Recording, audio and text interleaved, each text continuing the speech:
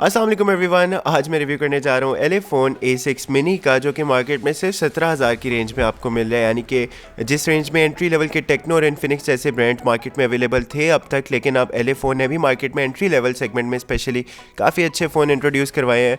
और specifically if you talk about this phone, तो ये फ़ोन भी 17,000 की रेंज से अच्छा फ़ोन है। हाँ, कोई बहुत ज़्यादा एक्स्ट्रॉर्डनरी फीचर्स तो नहीं है इसके अंदर, लेकिन जो 17,000 की रेंज में आपको बाकी कंपटीटर्स में आजकल डिवाइसेस में मिलते हैं, वही फीचर्स आपको तकरीबन उससे थोड़े बहुत अच्छे बल्कि फीचर्स आपको इस फोन में भी मिल रहे हैं। जिनमें से सबसे बड़ा फीचर इसकी 4GB of RAM and 64GB of massive storage, जो कि अभी तक 17,000 रुपए की रेंज में आपको मार्केट में नहीं मिलता। सो फर्स्ट ऑफ ऑल इसके डिज़ाइन के बारे में अगर बात की जाए तो डिज़ाइन में मुझे बड़ा मजे का यूनिक फीचर इसका लगा, जो कि फर्स्ट टाइम मैंने देखा एंट्री लेवल के फ़ोन के अंदर आपको फिंगरप्रिंट सेंसर पावर बटन की जगह पे, जो कि यूजुअली फ्लैगशिप डिवाइसेस में मिलता था, वो आपको इसमें भी मिल रहा है। यानी कि आपका फिंगरप्रिंट का सेंसर पावर बटन के बिल्कुल नीचे राइट साइड पर ही माउंटेड है, जिससे काफ़ी ज़्यादा आसानी होती है। आप इजीली अपना फ़ोन जिस पोजीशन में कैरी करते हैं उसी पोजीशन में इजीली अनलॉक भी कर सकते हैं, विच इज़ रियली गुड। और 17,000 की रेंज में तो इनफैक्ट इट्स इम्पॉसिबल, क्योंकि मैंने दूसरी डिवाइसेस में अभी तक ये फीचर नहीं देखा। और मुझे याद पड़ता है एलेफोन अपने मिड रेंज या एंट्री लेवल की डिवाइसेस में कोई ऐसा एक यूनिक फीचर ज़रूर डाल रहा है अभी तक जितने मैंने फ़ोन यूज़ किए हैं, जिनकी वजह से वो स्टैंड आउट कर रहा है बाकी फ़ोन से इतनी प्राइस रेंज में।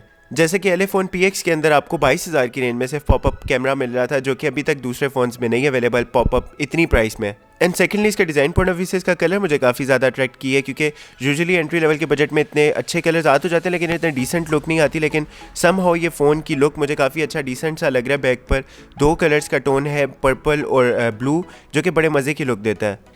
बैक साइड पर इसके दो कैमरास अवेलेबल है, उसके साथ इसकी फ्लैश लाइट, बैक पर ही इसकी एलेफोन की ब्रांडिंग है।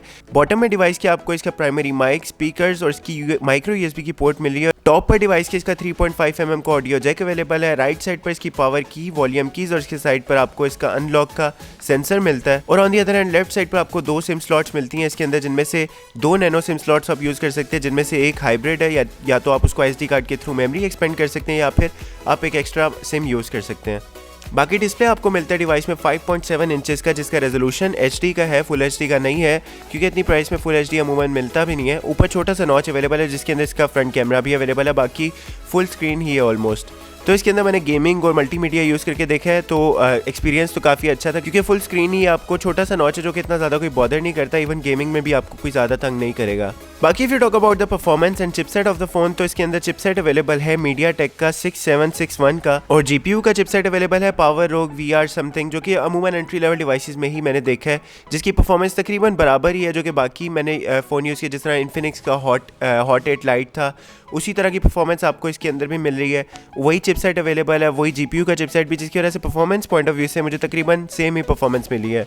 और हाँ, जहाँ तक ऑपरेटिंग सिस्टम की बात है, मुझसे एलेफोन PX में भी काफ़ी लोगों ने क्वेश्चन किया था कि इसके अंदर ऑपरेटिंग सिस्टम कौन सा है, तो इसके अंदर कोई मेंशन तो नहीं है। मैंने चेक करने की भी कोशिश की है, तो जहाँ तक आइकन्स और इसके लुक की बात है, मेन्यूज़ की और स्वाइप अप स्वाइप डाउन करते हुए, और परफॉर्मेंस पॉइंट ऑफ व्यू से तो मैं कह सकता हूँ इसके अंदर स्टॉक एंड्रॉइड ही अवेलेबल है, जिसकी वजह से आपको काफ़ी स्मूथ परफॉर्मेंस मिल रही है, जो कि एलेफोन PX में भी मिल रही थी। तो ये भी इसका मुझे काफ़ी अच्छा फीचर लगा, क्योंकि स्टॉक एंड्रॉइड में आपको कंपेरेटिवली परफॉर्मेंस काफ़ी स्मूथ मिलती है। जैसे कि आपको नोकिया के फ़ोन्स आपने देखे होंगे जिसके अंदर स्टॉक एंड्रॉइड होता है, तो वो एंड्रॉइड की एक तरह से प्योरेस्ट फॉर्म होता है, जिसकी वजह से आपको परफॉर्मेंस काफ़ी स्मूथ मिलती है। बाकी स्टोरेज इस डिवाइस के अंदर काफ़ी आपको अच्छी मिली है। जैसे कि मैंने आपको बताया, इसके अंदर 4GB of RAM, 64GB of ROM मिल रही है, जो कि इतनी प्राइस रेंज में इम्पॉसिबल सी बात है। हाँ, बैटरी इसके अंदर थोड़ी सी कम है, जो कि मैं एक्सपेक्ट कर रहा था। अराउंड 4000 mAh तो होनी चाहिए थी, क्योंकि हॉट 8 वगैरह के अंदर आपको बैटरी काफ़ी अच्छी मिली थी, बैटरी टाइमिंग अच्छी थी, उसकी बैकअप टाइम अच्छा मिल जाता था। लेकिन इसके अंदर आपको बैटरी 3100 mAh की मिल रही है, जो कि थोड़ी ज़्यादा होती तो आई थिंक काफ़ी अच्छा होता है, इसका एक और प्लस पॉइंट हो जाता। लेकिन सेंसर्स भी आपको इस डिवाइस में तकरीबन सारे मिल रहे हैं, इंक्लूडिंग इतनी प्राइस में गायरोस्कोप का सेंसर भी मिल रहा है, which is a really good thing. तो इसके अंदर आप VR का कंटेंट भी इजीली देख सकते हैं। और हाँ, बाकी जहाँ तक बात रही इसकी कैमराज़ के बारे में, तो guys I will be honest कि इसकी कैमराज़ की परफॉर्मेंस कोई बहुत ज़्यादा अच्छी नहीं है। बिल्कुल जिस तरह VGA कैमराज़ टाइप परफॉर्मेंस होती है, उसी तरह की परफॉर्मेंस है। कैमरा सैंपल से भी आप अंदाज़ा लगा सकते हैं, काफ़ी लो लाइट में तो काफ़ी ज़्यादा लैग करना शुरू कर देता है। और एक बात जो मुझे काफ़ी ज़्यादा हैरानगी की लगी कि इसके फ्रंट कैमरा में, इंटरनेट पर भी, इसके बॉक्स पर भी इवन फ्रंट कैमरा 16 मेगापिक्सल का मैंशनड है, लेकिन फ्रंट कैमरा की क्वालिटी से कहीं से लगता नहीं है कि 16 मेगापिक्सल का। इवन Antutu के अंदर भी जब मैंने इसको देखा तो फ्रंट कैमरा वहाँ पे 4.1 मेगापिक्सल शो कर रहा है। आई डोंट नो कि maybe there is a software bug, लेकिन परफॉर्मेंस पॉइंट ऑफ व्यू से तो मैं इसकी फ्रंट कैमरा की कह सकता हूँ कि वाकई में 4 मेगापिक्सल ही के इक्विवेलेंट इसकी परफॉर्मेंस है, लेकिन 16 मेगापिक्सल कहीं से लगता नहीं है। और बैक कैमरास की परफॉर्मेंस भी बस ठीक ही है, लेकिन एक अच्छी बात दोनों फ़ोन्स में LA Phone PX में भी और इसके अंदर भी कि फ्रंट कैमरा के थ्रू भी आप 1080p की रिकॉर्डिंग कर सकते हैं, जो कि बड़ी एक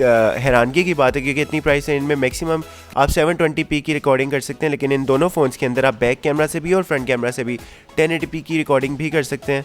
तो हाँ, कैमरा पॉइंट ऑफ व्यू से फ़ोन कोई बहुत ज़्यादा अच्छे नहीं है, बस नॉर्मल है।